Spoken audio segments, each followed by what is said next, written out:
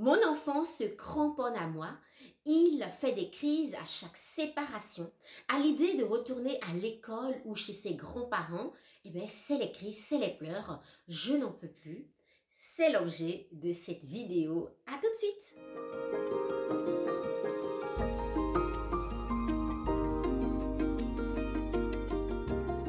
Bonjour et bienvenue dans cette vidéo où j'ai envie de vous parler d'un sujet assez connu, mais néanmoins pas facile à accompagner au quotidien. Il s'agit de l'angoisse, ou plutôt de l'anxiété de séparation que vivent nos tout petits. Alors peut-être que quand un enfant a 8 mois environ et qu'il commence à pleurer à l'idée de se séparer de son parent qui s'occupe le plus de lui, de sa maman très souvent, qui est sa figure d'attachement, qui est son pilier, en tant que maman, on comprend, on rassure notre enfant naturellement, on le réconforte et puis, avouons-le, ça nous fait un petit sentiment de réconfort, de nous dire je suis importante.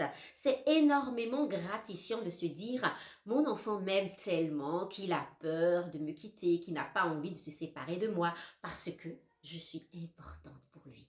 Waouh! Ce sentiment d'être importante, ce sentiment d'être importante pour quelqu'un, c'est vraiment, ça fait partie pour moi des plus belles émotions qu'on peut ressentir en tant que maman.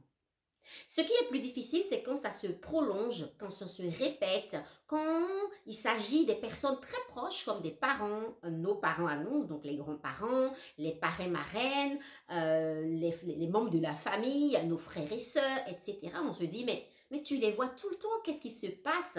On peut se sentir parfois envahi en fait par cet enfant qui ne veut que nous, qui ne veut même pas nous laisser parfois prendre une douche. Personnellement, je me souviens qu'il est arrivé des week-ends où papa était là, mais les enfants, mes 3 enfants me suivaient à la trace, ils ne pouvaient pas me lâcher. Je me souviens notamment, je raconte souvent une histoire, quand je suis allée aux toilettes, je fermais les portes des toilettes et tous les 3, ils étaient devant la porte à me parler, à vouloir savoir ce que je faisais, pour combien de temps j'en avais. C'était très très lourd alors que papa était à côté. C'est vraiment déstabilisant parce que c'est épuisant au quotidien. On est vraiment, on est pris dans des émotions fortes, parfois même de colère, de se dire mais j'en peux plus, d'épuisement en fait, face à cette demande forte, cette demande, cette attention incessante. Alors, que faut-il faire? Mais avant de savoir qu'est-ce qu'on pourrait mettre en place pour que les choses changent, je voudrais parler un petit peu des causes inhérentes à cette anxiété, à cette angoisse de séparation. Donc, dans un premier temps, nous comprenons bien que c'est parce que l'enfant a peur de nous perdre, l'enfant a peur d'être abandonné, l'enfant a peur de ne plus nous retrouver en fait. Donc, c'est une peur inconsciente, c'est une des peurs les plus archaïques, ce sont des blessures qui provoquent des blessures de l'âme chez l'enfant et puis chez l'adulte que nous sommes, n'est-ce pas? Puisque tout continue. Donc, autour de 8 mois, cette blessure-là, cette peur-là se réveille dans l'être humain, dans le petit enfant et peut perdurer ou non par rapport à différentes choses. La première chose que j'ai envie de vous dire, maman, ce n'est pas de votre faute. Vous n'avez peut-être rien fait de mal. Ce n'est pas de votre responsabilité ce que ressent votre enfant. Je sais qu'en tant que maman, comme nous avons envie d'être les meilleures mamans possibles, nous avons envie de faire le maximum pour nos petits-enfants que nous aimons plus que tout, nous avons tendance à ramener tout ce qu'ils font, tout ce qu'ils sont sur nous en nous disant « j'ai fait quoi de mal? Où est-ce que j'ai fauté? Où est-ce que j'ai eu tort? » etc. Donc, c'est vraiment, cette attitude de culpabilité ne va aider en rien. Donc, la première chose, c'est observer votre enfant selon l'âge qu'il a. Accepter le fait que c'est normal. C'est normal qu'il vive cette phase d'anxiété, de séparation, c'est OK. Ensuite, il faudrait voir la personnalité de l'enfant. Il y a des enfants qui ont plus ou moins un grand besoin d'être rassurés, un grand besoin d'être aimés, un grand besoin des bras, un grand besoin d'être pris et c'est inhérent à qui ils sont, à leurs histoires. Voyez un peu comment ça s'est passé quand vous êtes tombée enceinte, comment est-ce que s'est passé l'enfantement, comment sont passées les premières heures dans la vie. Tout ça va influer sur la capacité ou non de développer de la peur face à la séparation. Donc, ensuite, il faut aller voir par rapport à nous-mêmes. Est-ce que nous sommes quelqu'un qui est plutôt angoissé? Est-ce que nous sommes plutôt quelqu'un qui a sujet à l'anxiété, à la peur des lendemains, à la peur de l'inconnu, etc. ça peut se répercuter chez notre enfant. L'enfant peut ressentir nos émotions et nous les renvoyer. Ensuite, évidemment, il y a des facteurs génétiques. C'est ce que je voulais dire en fait finalement. Il y a des facteurs génétiques dans la famille. Il y a des personnes, voilà, des familles qui sont plus fragilisées que d'autres. Quand les parents sont des personnes qui anticipent beaucoup ce qui va mal se passer ou pas, ça va se transmettre forcément à notre enfant. Alors, ce que je veux rajouter, c'est que très souvent, c'est temporaire. Ça ne va pas durer longtemps. Se rappeler de ça que ben, c'est temporaire, que ça va passer, ce n'est qu'une phase. Alors, de temps en temps, parfois, ça peut perdurer. Mais quand ça perdure ou quand ça revient beaucoup, donc ça peut revenir vers 2 ans et demi, quand l'enfant prend pleinement conscience que voilà, qu'il y aura une vraie séparation, quand il y aura l'école. Ça peut revenir plus tard, vers 5 ans, quand il fait des cauchemars ou voilà. Il peut y avoir une cause externe, donc un événement stressant, un événement soudain, un événement traumatisant, on va le dire, hein, qui peut arriver. Traumatisant, ça peut être tout simplement la naissance d'un petit frère ou une petite sœur, un déménagement, un deuil dans la famille, la perte de quelqu'un de proche ou un changement brutal de crèche, de maîtresse ou d'école. Ou de voilà. Tous ces événements peuvent générer énormément de stress, peuvent générer de la peur. Donc, observez tout ça dans votre vie, observez tout ça dans l'univers de votre enfant. Parce que parfois, nous sous-estimons la capacité de nos enfants à ressentir. Ils ressentent tout. Ils ressentent nos émotions, ils ressentent comment ça se passe dans notre couple. Si le couple se dispute beaucoup et est au bord de la rupture, bien évidemment que l'enfant manifestera plus de peur. Avec une instabilité, en fait, la peur de voilà, que le fait d'être ensemble, ce soit voilà, une instabilité dans la famille. L'enfant le ressent. Ensuite, quand on a déterminé les causes éventuelles de ce qui se passe pour notre enfant, et que nous nous sommes bien rappelés que ce n'est peut-être pas de notre faute, que la culpabilité n'aide pas, que peut-on faire concrètement? Comme toujours avec moi, il n'y a pas de solution all fit in. Il n'y a pas de solution qui va marcher pour tous les enfants. Tout dépendra évidemment des causes. Si vous êtes une personne sujette à de l'anxiété, à de l'angoisse, ou votre compagnon l'est, si votre couple traverse des difficultés, si vous êtes enceinte ou que vous avez un jeune enfant, eh bien, il faudra d'abord travailler sur vous-même.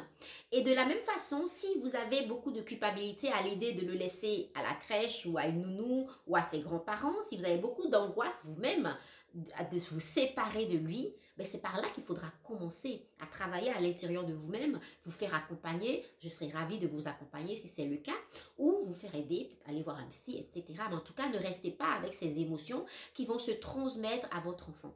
Sachez que plus vous êtes calme, sereine, plus votre enfant sera calme et serein. Plus vous êtes stable émotionnellement, plus votre enfant sera stable émotionnellement. Plus vous êtes un pilier, une force, quelqu'un d'ancré, de bien solide, plus votre enfant pourra vous faire confiance pour laisser aller toutes ces émotions. Dans les clés pour sortir de l'angoisse de séparation, il y a la première clé vraiment qui est donc le fait de travailler sur vous-même, sur vos émotions et sur ce qui se passe dans votre propre vie. Et la deuxième clé pour moi, vraiment, c'est d'accueillir les émotions. C'est vraiment d'aller dans cette histoire que c'est OK que votre enfant ait peur. C'est OK qu'il soit sujet à de l'angoisse et à tout ce qui s'ensuit. C'est OK, accueillez-le sans le juger, sans vous irriter, sans vous dire que c'est pas normal, qu'il devrait faire ci, voilà. Ne jugez pas ces émotions, accueillez-les pleinement. La troisième clé pour moi, c'est vraiment d'anticiper au maximum, de préparer, de prévenir l'enfant de ce qui va se passer, de communiquer avec lui sur ce qui se passe dans sa vie. Ah, demain, c'est le mardi, tous les mardis, on va chez mamie. Ah oui, aujourd'hui, c'est mercredi. Le mercredi, c'est après-midi, c'est ta marraine qui te garde. Donc, lui rappeler ça, ne sous-estimez pas la capacité de compréhension de votre enfant en vous disant, oh, il est trop petit, il ne comprend pas. Pas du tout. Il comprend tout ce que vous lui dites. Donc, parlez-lui, communiquez, prévenez. Et là, une clé pour moi qui est vraiment importante, c'est d'installer des rituels. Moi, j'adore les rituels. Les rituels, donc la préparation, la prévention, préparer, prévenir, et puis rituel. Un rituel d'au revoir. Le rituel d'au revoir, c'est un geste, un mot, un mouvement, quelque chose de secret entre votre enfant et vous, que vous faites tout le temps, que vous vous séparez de lui et que vous faites à partir d'un espace de calme et de stabilité. Là, dans l'espace de calme, il n'y a pas d'anxiété chez vous, il n'y a pas de peur que ça se passe mal, il n'y a pas de culpabilité et de honte même de l'abandonner à quelqu'un, parce que parfois les parents ressentent ça, les mamans surtout. Donc, cultivez un espace de calme, faites un petit rituel d'au revoir, systématiquement le même. Moi, j'aime beaucoup proposer de faire « Coucou, on va partir, on se sépare, On se retrouve à 4 heures. À tout à l'heure. Et on fait un bisou. Et puis, on s'en va. On lui fait ce petit geste. On peut évidemment laisser un doudou, un t-shirt avec notre odeur, des petits trucs, un petit gris-gris comme j'aime l'appeler. Un petit truc qu'on aura fabriqué avec notre enfant et nous. Et on lui communique le fait que ce petit objet est notre petit secret à nous deux pour qu'il puisse se souvenir de nous quand on n'est pas là. Voilà, un petit rituel. Et dans le rituel, donc il y a le rituel de revoir, comme le petit check qu'on peut faire. Quand c'est un grand enfant, on peut faire un petit check, un petit geste, un petit quelque chose de particulier avec notre enfant, surtout s'il est plus grand. Et puis, dans le rituel, on peut donc aussi ramener des petites touches personnelles. Ça peut être de lui dire quand est-ce qu'on part, quand est-ce qu'on revient, et de prévoir une petite activité chouchou qu'il adore dès qu'on se voit. Par exemple, moi je me souviens qu'avec mes jumeaux, systématiquement, je les prends de l'école, on va tout de suite au parc, on va courir, on va se défouler, on va faire les sauts, et c'est systématique. Dès qu'on se retrouve, on fait notre petit rituel de retrouvailles. Donc on a le petit rituel de revoir quand on se sépare, et le petit rituel de retrouvailles.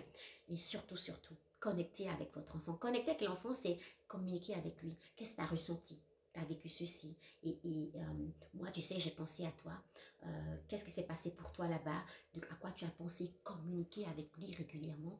J'ai eu en coaching une maman que j'accompagne actuellement qui m'expliquait que son fils de 5 ans était vraiment déstabilisé, que ce petit à 5 ans puisse ressentir autant d'angoisse, il se cramponnait à elle, il la lâchait plus et elle, ça la stressait énormément.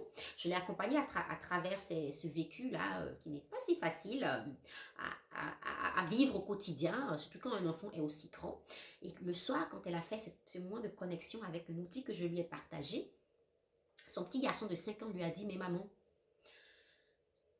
qu'est-ce qui va se passer si tu ne reviens plus ?» Et elle lui dit « Mais si, je reviendrai toujours. » Et il lui dit « Mais non maman, si tu meurs, et si tu meurs ?» Et donc, cet enfant de 5 ans avait vraiment un comportement très difficile. Il était agressif, il sautait partout, il tapait sur son frère. Enfin bref, il était très actif. Parfois, un comportement désagréable d'un enfant peut cacher en fait une angoisse de séparation, un besoin d'attention, un besoin d'être vu, un besoin d'être regardé, un besoin qu'on s'occupe de lui en fait.